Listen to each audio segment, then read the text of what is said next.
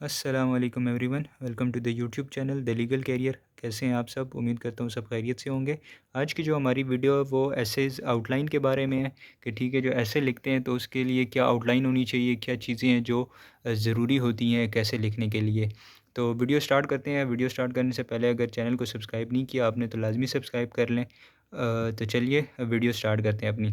सबसे पहले जो इम्पोर्टेंट चीज़ है वो ये है कि ऐसे जब आप लिखते हैं तो कम से कम आपने 5 से 6 पैराग्राफ लिखने हैं, ठीक है? जो हर पैराग्राफ होगा, every paragraph must consist of the 6 to 7 lines. जो हर पैराग्राफ होगा वो 6 से 7 लाइनों का होना चाहिए, जिसमें से फर्स्ट पैराग्राफ आपका इंट्रोडक्शन आ जाएगा, ठीक है? ये आपने हेडिंग नहीं लगानी, लेकिन इस तरह लिखना है कि जिस तरह अभी मतलब हेडिंग लगानी, मेंशन नहीं करनी प्रॉपर, लेकिन आपने पैराग्राफ वाइज़ चलना है, ठीक है? सबसे पहले आप उसका इंट्रोडक्शन लिखेंगे, जो भी आपका ऐसे होगा, ठीक है? उसके बाद सेकंड पैराग्राफ आप एक्सप्लेनेशन लिखेंगे, ठीक है। थर्ड पैराग्राफ में आपके उस चीज़ के जो भी आपका टॉपिक, जिस टॉपिक पे आपने ऐसे लिखने हैं उसके कॉजेज़ आ जाएँगे, ठीक है, या कॉजेज़ हैं या अगर सोर्सेज़ हैं। उसके बाद फोर्थ पैराग्राफ आ जाएगा आपका मेरिट्स के बारे में, और फिफ्थ पैराग्राफ आ जाएगा आपका डीमेरिट्स, और एट द एंड जो आपका सिक्स्थ पैराग्राफ होगा उसमें आप उस अपनी जो जो भी आपने लिखा होगा ऐसे उसको कंक्लूड करेंगे।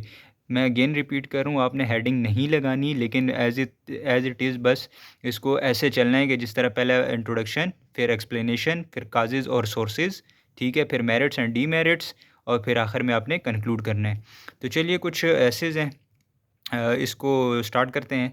तो फर्स्ट वन जो है वो जनरेशन गैप के बारे में है, ठीक है? जनरेशन गैप का अब जिस तरह इंट्रोडक्शन इंट्रोडक्शन यहाँ पे मैंने सिर्फ समझाने के लिए हेडिंग लिखी है, लेकिन आप लोगों ने हेडिंग वगैरह नहीं लगानी, डायरेक्ट चलना है, ठीक है? अब जिस तरह जनरेशन गैप है, the generation gap is refers to the differences in attitudes, values, believes and lifestyle between the age group, ठीक है? It has been a subject of competition and discussions for the decades and it holds particular significance in today's rapidly evolving। अब ये आ गया 6-7 लाइनों का, मतलब आराम से इंट्रोडक्शन वाला पैराग्राफ, ठीक है?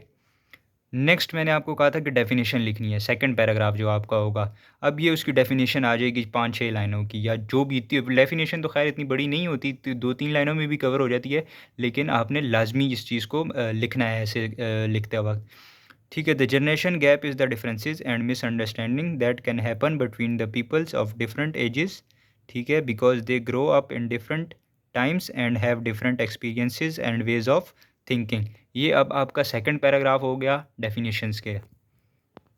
थर्ड पैराग्राफ आपका था कॉजेज़ का, ठीक है, जिसमें सबसे अब कॉजेज़ को आपने एज़ इट इज़ लिखना है। ये मैं अगेन हेडिंग नहीं लगानी, डायरेक्ट चलना है आपने, ठीक है? बस मेन चीज़ें मैंने यहाँ पे लिख दी हैं आसानी के लिए, जिसमें सबसे पहले जो कॉज़ होगा वो टेक्नोलॉजिकल एडवांसमेंट है, ठीक है? ये जनरेशन गैप का कॉज़ है, ठीक है? सेकंड है इसकी थोड़ी-सी एक्सप्लेनेशन मैंने यहाँ पे लिख दी है, rapid technology advancement led to significant how different generations interact with one and another, ठीक है? सेकंड जो है वो आपका है कल्चर एंड सोशल चेंज, ठीक है? इसकी थोड़ी-सी इन्फॉर्मेशन मैंने लिखी है, societal norm and values evolve over time, attitude toward issues like gender roles, marriage, diversity and individualism can vary between the older and young generation, ठीक है? आगे फिर इकोनॉमिक डिस्पैरिटीज़, ठीक है?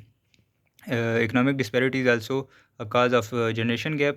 यंग जनरेशन में financial challenge like student loan debt, ठीक है, difficulty in finding stable employment.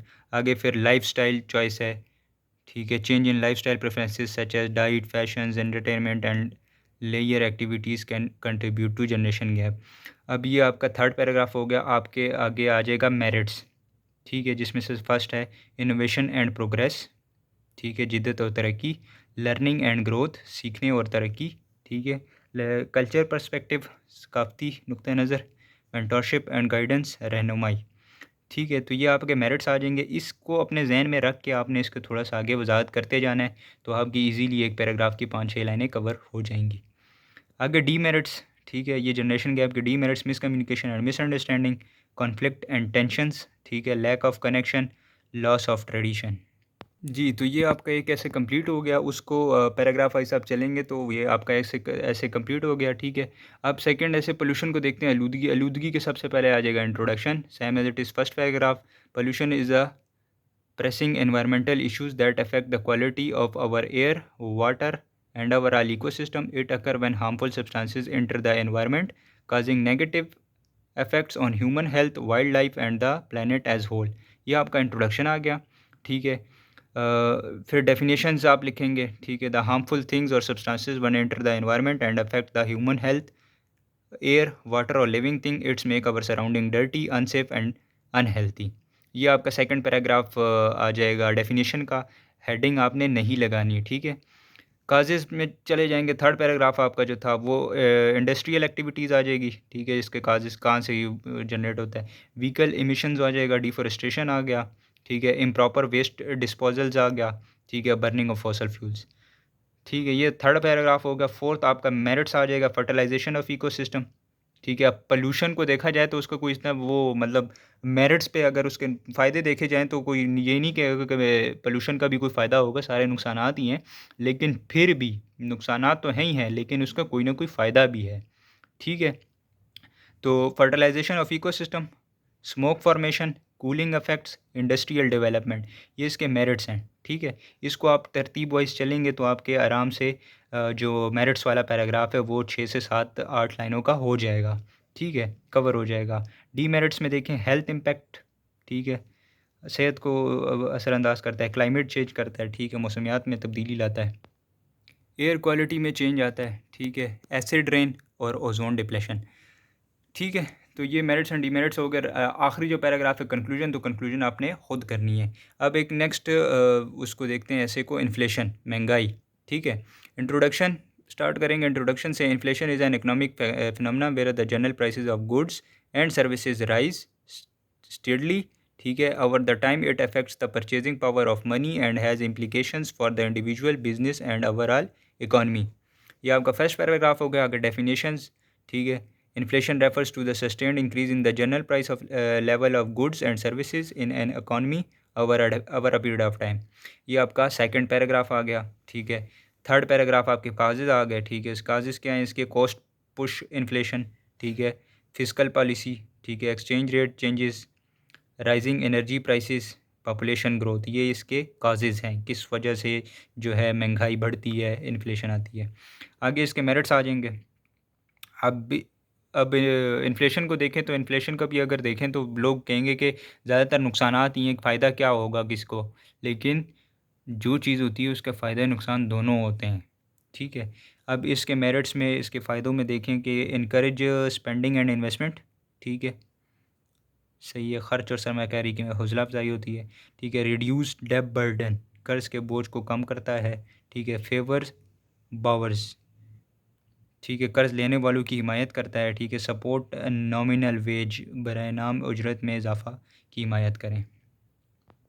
Merits हो गए। नेक्स्ट हमारा फिफ्थ पैराग्राफ आ जाएगा डीमेरिट्स का, ठीक है। रिड्यूस परचेजिंग पावर, क़ुव्वत ख़रीद में कमी लाता है, ठीक है। अनसर्टेनिटी, ठीक है, बेयानी लाता है, बेयकीनी लाता है, ठीक है। फिक्स्ड इनकम ग्रुप्स, सही है।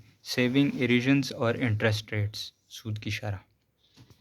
तो ये थे कुछ इंपॉर्टेंट आउटलाइंस एसेस के बारे, एसेस के रिलेटेड, ठीक है। आपने 5 से 6 पैराग्राफ लाजमी लिखने हैं, ठीक है। पैराग्राफ वाइज चलेंगे, 250 to 300 वर्ड्स होता है। पैराग्राफ वाइज चलेंगे तो आपको आसानी होगी लिखने में भी, और ये चीज़ मुश्किल भी नहीं लगेगी। अगेन रिपीट करता हूँ कि शुरू में मैंने बताया कि जिस तरह मैंने introduction, definition, causes, merits, demerits की हेडिंग लगाई हैं, ये आपने नहीं लगानी, एज़ इट इज़ चलना है। बस वाज़े होना चाहिए कि ये पैराग्राफ इस चीज़ का है, मतलब इंट्रोडक्शन है, सेकंड पैराग्राफ है डेफिनेशन है, फिर आपका जो है ना एक्सप्लेनेशन आ जाएगी उसकी थोड़ी बहुत, फिर काजेज़ आ जाएंगे, ठीक है। फोर्थ पैराग्राफ आपका मेरिट्स आ जाएगा, एंड फिफ्थ पैराग्राफ आपका डीमेरिट्स, और एंड पे आपने सिक्स पैराग्राफ में उसको जो आपने लिखा है उसको कंक्लूड कर देना है, ठीक है। वीडियो अच्छी लगी हो तो लाइक कमेंट लाजमी कीजिएगा, चैनल को सब्सक्राइब लाजमी करें। Thank you so much for watching the video.